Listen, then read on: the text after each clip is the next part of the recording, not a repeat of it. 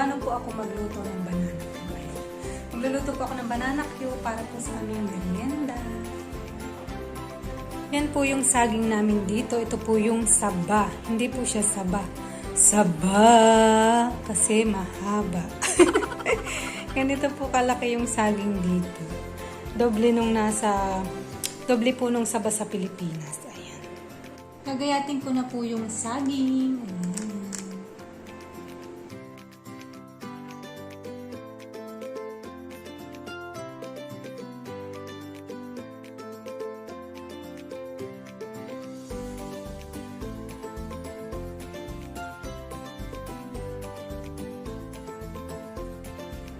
Ganito po ako magluto ng banana Q. Meron po ako ditong sugar. Pagugulungin ko po dito yung saging. Ayan. Ganito po siya. Pagugulungin ko po.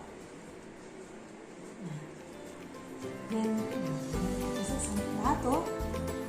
Then, saka ko po siya iprito.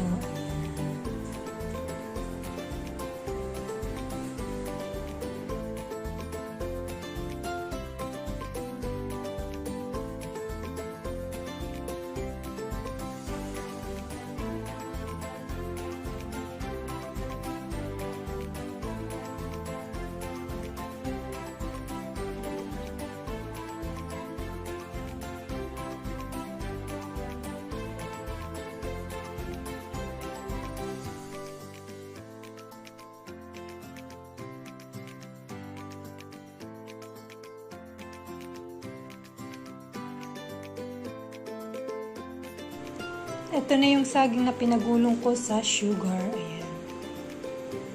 Pinapainit ko lang po yung mantika, then ipiprito ko na po siya. Ayan, yung mantika pinapainit ko na. At ipiprito ko na yung saging. Ayan. Ipiprito na po natin yung saging. Ayan, init na po yung mantika.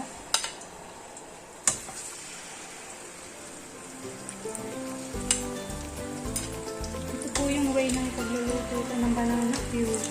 Iba-iba po yung way ng pagluluto ng banana Q. Ako po ganito magluto. Lalagyan ko muna po siya ng asukal. Gugulungin ko po siya sa asukal. Pag napagulong po siya sa asukal, saka ko po uli siya budburan ng asukal dito. Pagka nilagay ko sa mantika.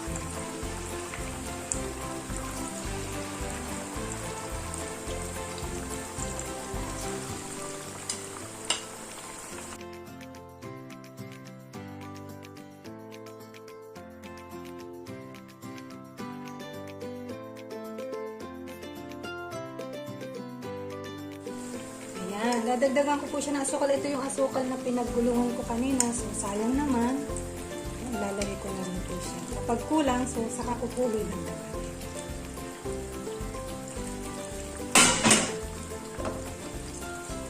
Ulit natin ng konti pang asukal. Balik ta rin po kapag kakita yung medyo nagbabrown na po yung sugar. Balik ta rin po natin yung saging.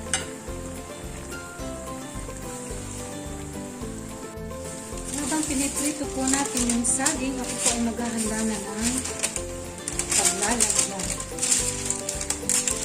Nalagyan ko po ng karta po itong plato na aking paglalagyan para hindi po siya magdikit-dikit. Medyo naluluto na po siya. Nagba-brown na po siya. Maya-maya pa lang po ay ready na. Ready nang hanguin.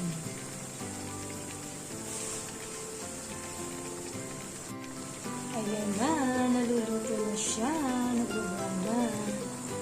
Amoy na yung sarap. Amoy banana Q na.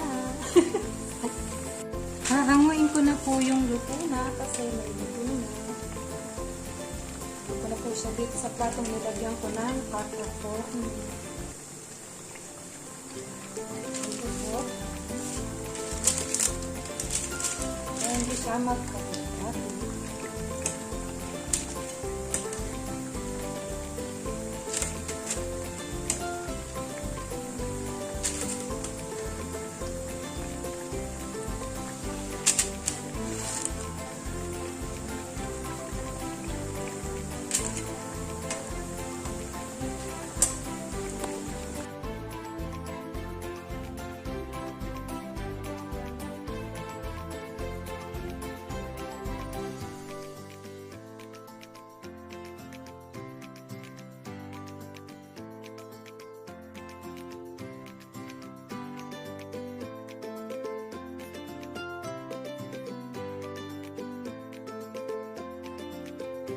Ayan na, ready na yung aming banana Q, ang aming merienda. Ang sarap nito sa kape. Ayan, nakita nyo po kung paano ako magluto ng banana Q. Ganun po yung way ng pagluluto ko ng banana Q. Ganun po kasimple.